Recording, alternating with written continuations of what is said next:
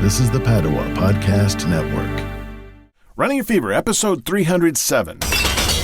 Shattering the yo-yo. Maintaining a stable weight.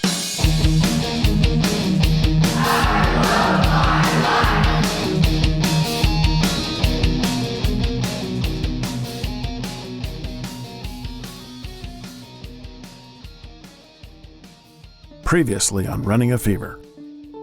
She said, not so fast. It really takes 6 months. So if you start cutting again, your body will just shut down again and you'll have the same problem you had last time. Wednesday or Thursday, I felt good enough to go to the gym and I went and did a pretty strenuous workout. Anyway, but when I went to see her, of course, I had gained a few pounds back from my really depleted state. So anyway, I was down a couple of pounds, but still not terrible in terms of stabilization. It's been fluctuating though. I've been up 5 pounds, down 6 pounds from what I thought was the sort of base. I'm okay with staying the same, easing down just a very tiny bit, even coming up a little bit, just basically not going drastically in either direction. So I need to know, what do I need to do? If I'm building muscle, do I need to be gaining a pound a week? I know if I'm cutting, I need to be cutting probably no more than a pound a week. So like I said, I'm estimating them at about 1,900 calories a day that I can safely do. And I imagine I will keep going for a while because I think my activity is probably taking me a few hundred calories over that. So I'm looking forward to have a healthy intake. And I think that'll help also with building muscle, is being able to take in more calories, nutrients, protein, whatever. So she says it's 0.8 to 1 grams of protein per kilogram. So I'm probably getting, according to her, maybe twice as much protein as I need, which could be hard on my kidneys. I asked her, is that depending on if you're lifting, if you're doing, heavy activity? And she said, no, unless you're an elite athlete. I'm actually getting some good carbs there. She said, I've got plenty of carbs. I've got the tacos. Taco shells are carbs. Oatmeal, that's good carbs. Pretty good. And I'm actually getting some fruit. I'm getting a cup of fruit in my oatmeal in the morning, some fruit in the yogurt, and not much. And I'm getting a serving of beans with my chili, and then I'm getting some tomatoes and lettuce, and actually put some broccoli on my salad this week.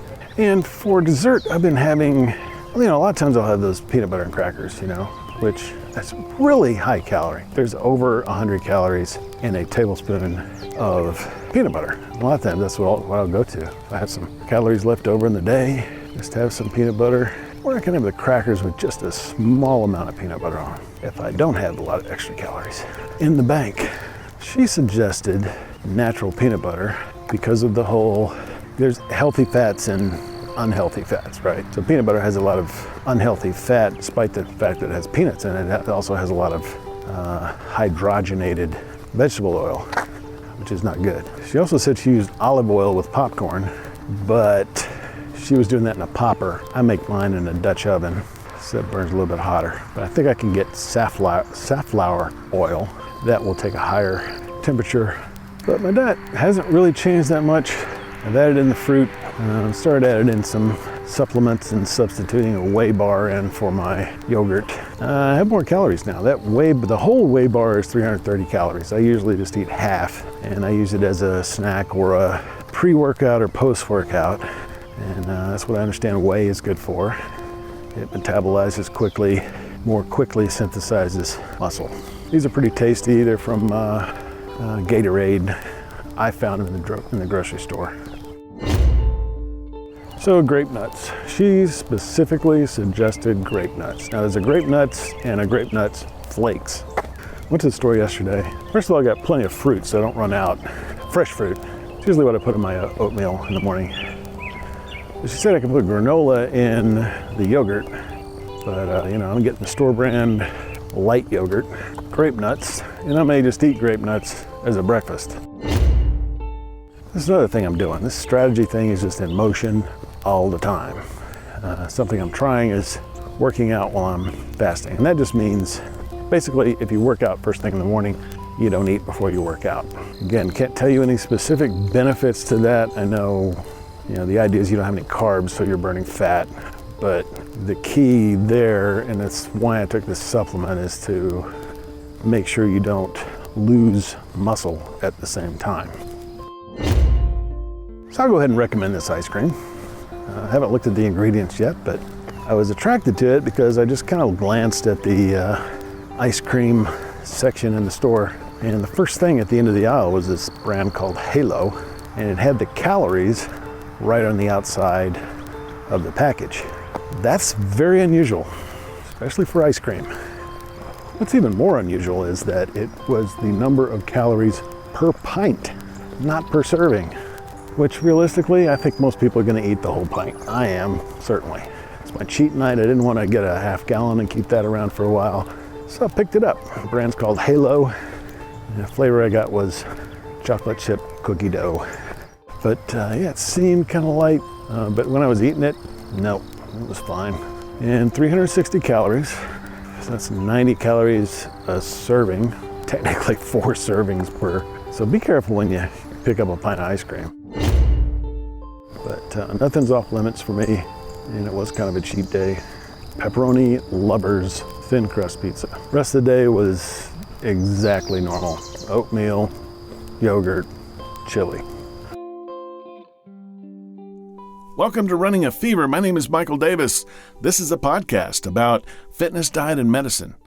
All I want to do, my goal in life, is to live a long, healthy, happy, active life right up to the very end. And if you want that too, why wouldn't you want that? But if you want that too, you're in the right place. We'll get there together, and we'll do it one episode at a time. Looking back, I got some real good advice from the dietitian when I was having regular appointments with her. I know that experience drove the advice she gave me. She has seen plenty of people lose weight too fast and blow their metabolism all to hell, unable to maintain a healthy weight no matter what they ate. Now, moderation is difficult for me. If you've listened to this podcast for very long, you know that. So this is a good reminder for me in episode 71. Also, a good reminder of a good food, which is also healthy. I think a desire for sugar is probably a neutral human thing, or is probably a natural human thing, though the caveman had a natural limit on how much sugar he got because he had to get it from fruit mostly, with the possible exception of honey if he was willing to withstand a few stings. So I can use natural peanut butter, maybe some Halo ice cream.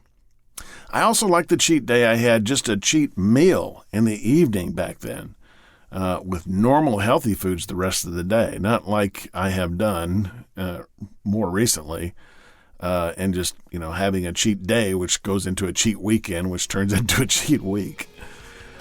So good reminders in this episode. I hope you liked it. If you got the fever, keep it. If you don't, catch the fever, and I will talk to you next time on Running a Fever.